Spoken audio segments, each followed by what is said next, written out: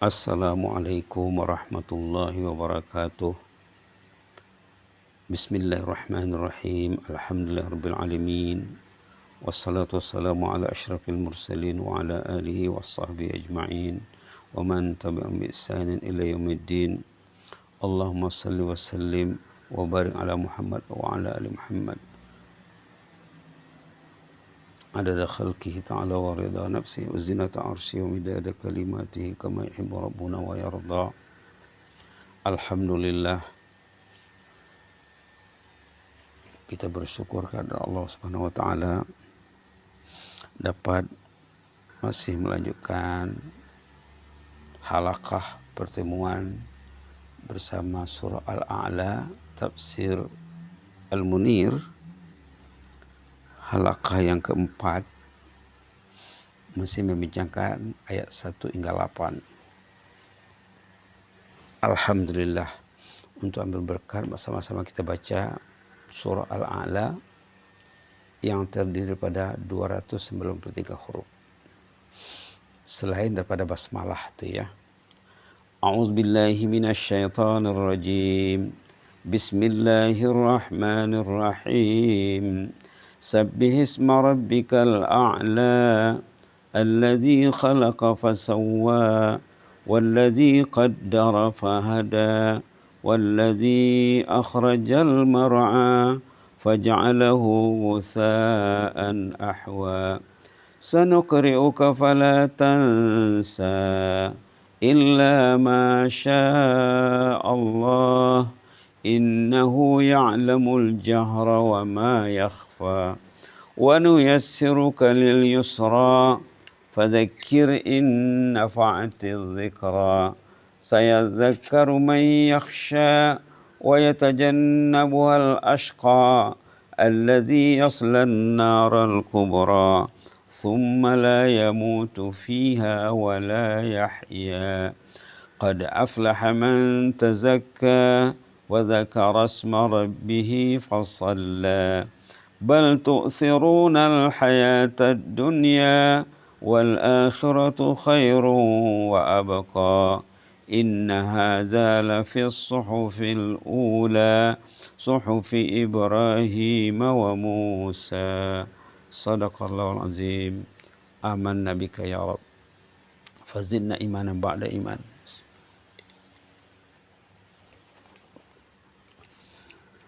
Sabbihisma rabbikal a'la, dengan nama Allah yang Maha Rahman lagi Maha Rahim. Bertasbihlah, mensucikan zat Allah Tuhanmu yang Maha Tinggi. Alladzi khalaqa fasawwa, Allah yang menciptakan makhluk malah sangat sempurna segala ciptaannya.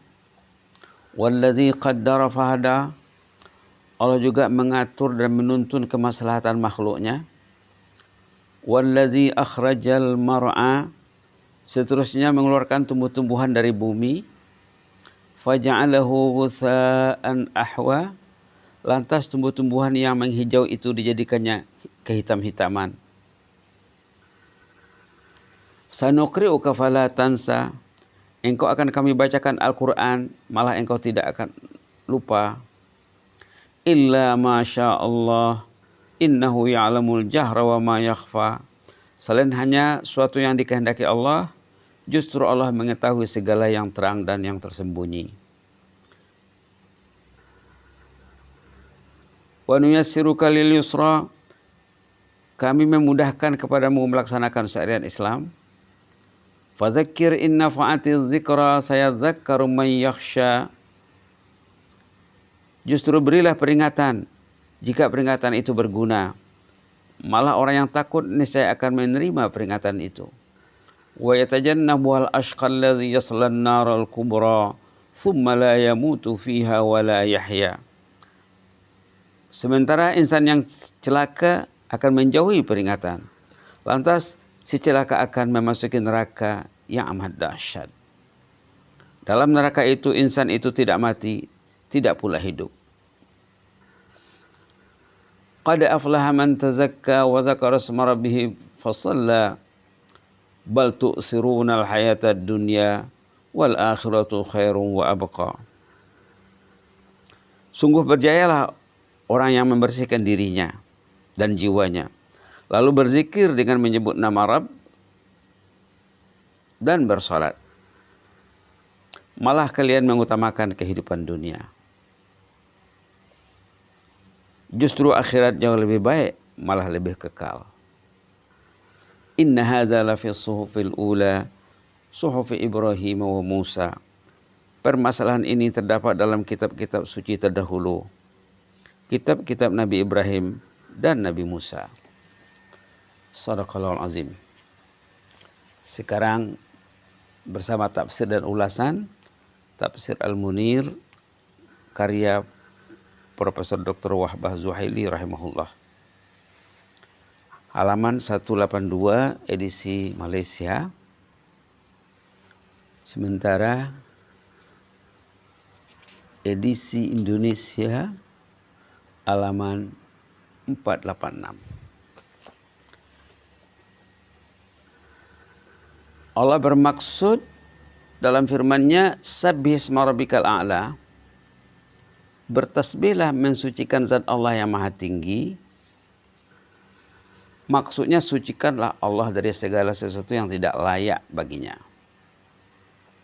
dengan mengucap Subhana rabbiyal a'la, maha suci Tuhanku yang maha tinggi. Menurut Imam Qurtubi rahimahullah, sebaiknya nama di dalam ayat ini bermaksud zat. Dia membahas perkataan isim. Sabbih isma rabbik. Isim itu katanya bukan nama, maksud nama, tapi tujuannya zat. Artinya sucikanlah zat Allah. Kalau bahasa Arabnya yang disebutnya nama, tujuannya musamma, yang punya nama. Menurut Abu Hayyan pula, apa yang zahir dari ayat ini ialah pensucian pada nama. Yang ditasbihkan itu nama. Sabbihisma. Tasbihkanlah, sucikanlah nama Allah. Maksudnya hendaklah mensucikan nama Allah dari menamakannya kepada patung atau berhala. Misalnya menggelarkan patung itu berhala Tuhan ataupun ilahi. Itu maksudnya kata Abu Hayyan. Jangan kita katakan patung itu Tuhan, patung itu ilahi katanya. Itu maksudnya. Apabila lafaz nama-nama Allah diperintahkan supaya mensucikan, yaitu dari menamakannya kepada kewujudan selain Allah, maka apatah lagi zatnya. Namanya saja disuruhkan kita mensucikannya. Sucikanlah nama Allah. Apalagi zatnya, kata Imam Abu Hayyan. Sementara zatnya adalah lebih layak untuk disucikan, dan mensucikan zat Allah adalah lebih patut. Jadi sesuai dengan apa yang dikatakan Qurtubi tadi, mentasbihkan zat Allah.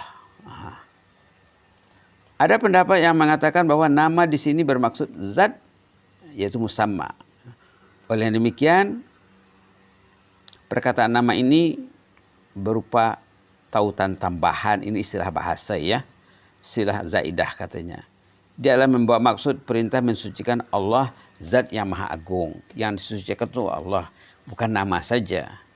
Manakala yang maha tinggi al-a'la pula bermaksud sesungguhnya Allah maha tinggi dan tertinggi. Maksud Sabbihisma rabbikal a'la itu apa? Maksud a'la itu katanya Allah itu maha tinggi. Allah, zat Allah maha tinggi, maksudnya Allah maha tinggi, maha agung dan maha mulia dari segala yang dianggap mulia dan agung oleh manusia. Dalam masa yang sama Allah juga bersifat al-kabir wal akbar, maha besar dan maha agung. Semuanya sifat-sifat Allah belaka ya, menunjukkan ketinggian Allah Subhanahu wa taala.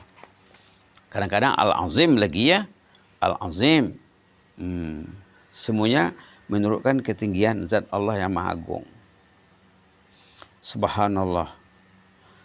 Menurut Imam Ahmad, Abu Daud dan Ibnu Majah meriwayatkan waktu turun firman Allah, fasabbih bismi rabbikal azim, itu dalam surah Al-Waqiah itu ya. Kata Rasulullah, jadikanlah fasabbih bismi rabbikal azim ini bacaan ketika rukuk. Ada perintah demikian ya. Itu maka waktu rukuk kita membaca Subhana rabbiyal azimi wa bihamdih. Sementara waktu turunnya Sabbihisma rabbikal a'la Rasulullah bersabda, berpesan, jadikanlah bacaan Sabbih isma rabbikal a'la ketika sujud. Sebelum ini waktu kita menerangkan surah An-Nasr, idza jaa nasrullahi wal fath, sebaik saja turun surah An-Nasr, dan kata ulama surah An-Nasr ini idza jaa nasrullahi wal fath, surah yang terakhir turun menjelang kewafatan baginda Rasulullah SAW. Sesudahnya surah An-Nasr turun, baginda mengubah bacaan rukuk dan sujudnya, bahkan diselaraskan, disamakan. Apa bacaannya? Subhanakallahumma rabbana wa bihamdika Allahumma ufirli. Subhanakallahumma rabbana wa bihamdika Allahumma ufirli. Subhanakallahumma rabbana wa bihamdika Allahumma ufirli. Menggabungkan antara tiga perintah yang terdapat dalam surah An-Nasr. Fasabbih bihamdi rabbika wastaghfir. Perintah bertasbih, fasabbih. Perintah bertahmid, bihamdi rabbik. Perintah beristighfar, wastaghfirhu. Menggabungkan tiga perintah ini, maka baginda Rasulullah SAW menukar bacaan rukuk dan sujud dan disamakan bacaan rukuk dan sujud. Kata Aisyah radhiyallahu anha, sampai baginda meninggal dunia, sampai wafat. Subhanakallahumma rabbana wa bihamdika Allahumma ufirli. Subhanakallahumma rabbana bihamdika Allahumma ufirli. Subhanakallahumma rabbana bihamdika Allahumma ufirli. Menurut keterangan Aisyah radhiyallahu anha, katanya sangat banyak dibaca baginda. Artinya paling kurangnya 3 ya. Paling kurangnya 3. Ini di samping bacaan-bacaan sujud lain, terutamanya di waktu sholat malam Qiyamul Lail. Pernah Aisyah juga bercerita bahwa Rasulullah SAW pada malam hari waktu bersama Aisyah, ternyata Rasulullah sudah bangun dan sudah sholat. Aisyah mencari kehilangan ya, kecarian. Lalu didapatinya baginda sedang sujud membaca doa, a'udzu biridhaka min sakhatik wa bimu'afatika min uqubatik wa a'udzu bika mink la uhsi tsana'an 'alaika anta kama asnaita 'ala nafsik. Ini bacaan salat malam ya, Qiyamul Lail. Banyak juga doa-doa lain dalam sujud, khususnya ada juga pernah diajar dalam hadis sahih, Allahumma ighfir li zambi kullah dikkahu wa jillah wa awwalahu wa akhirahu alaniyatahu wa sirrah. Yang penting tentang doa rukuk dan sujud ini boleh dirujuk, boleh disemak hadis-hadis tentang bacaan Rasulullah SAW, khususnya waktu sujud ya, khususnya waktu sujud. Baik, seterusnya nama Tuhan yang Maha Tinggi dinyatakan di sini, sifat nama Tuhan yang Maha Tinggi itu dengan berbagai sifat lain sebagai dalil kewujudan Tuhan dan kudratnya bagi mereka yang ingin mengetahui. Firman-Nya bermaksud yang menciptakan dan menyempurnakan penciptaannya. Allazi khalaqa fasawwa. Ini sifat-sifat keagungan Allah. Allah mencipta dan segala ciptaan Allah itu kemas, teratur, sempurna. Itulah keagungan Allah itu ya. Sabbih isma rabbikal a'la allazi khalaqa fasawwa. Allah itu pencipta, khalik. Allah juga kemas dalam segala ciptaannya. Allah mencipta segala makhluk termasuk manusia. Allah juga menyempurnakan segala makhluk dengan sebaik-baik keadaan. Mengimbangkan jasadnya, manusia kejadiannya mengimbang. Ada 2 kaki, ada 2 tangan, berdiri dan dilengkapi dengan anggota-anggota lain. Meletakkan anggota-anggota pada tempatnya dan menjadikan sempurna, tersusun, selaras dan stabil. Ini maksud allazi khalaqa fasawwa. Ini sebagai satu bukti kesempurnaan penciptaan Allah, zat yang maha pentadbir, yang maha tahu. Al-Mudabbir, Al-Mudabbir, Hakimun, Mudabbirun, Alimun. Dikatakannya di sini. Seterusnya ayat berikutnya, Wallazi qaddara fahada. Allah menentukan kadar dan memberi petunjuk. Allah menentukan kadar yang sesuai bagi setiap makhluk. Allah juga memberi petunjuk tentang kadar tersebut dan mengajar bagaimana memanfaatkannya. Ayat ini juga membawa maksud Allah menentukan jenis, kategori, sifat, perbuatan, kata-kata, dan ajal setiap perkara. Lalu memberi petunjuk setiap makhluk kepada sumbernya dan kepada apa yang patut baginya. Allah juga memudahkan mereka bagi apa yang diciptakan untuknya. Allah juga memberi ilham kepada mereka hal-hal yang berkaitan keagamaan. Contohnya, Allah kasih agama, Allah kasih fitrah suci, Allah kasih Al-Quran, Allah kasih guru, Allah kasih ulama, Allah kasih salihin, Allah kasih aulia. Dia juga menentukan rezeki dan makanan makhluk, memberi petunjuk kepada mereka kaedah menyara hidup sekiranya mereka dari kalangan manusia, atau memberi petunjuk kepada penjaga mereka sekiranya dari kalangan binatang. Manusia diaturkannya kehidupannya, diaturkannya kesehatannya, diaturkannya sumber-sumber penghidupan. Apa tadi?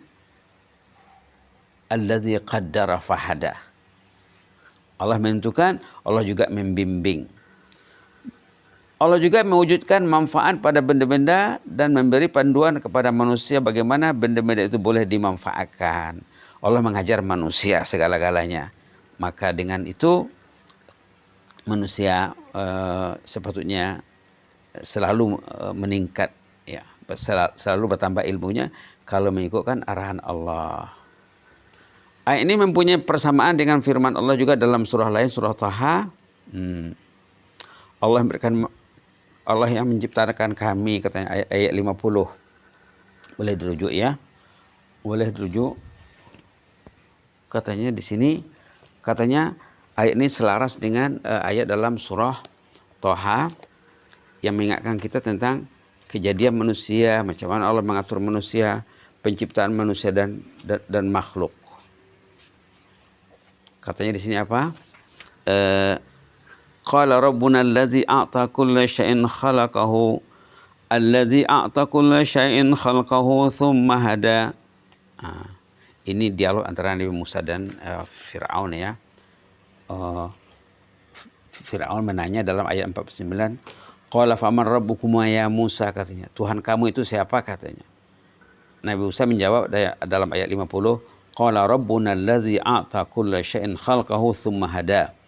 Allah Tuhan kami itu yang menjadikan segala-galanya kemudian membimbing. Subhanallah. Subhanallah.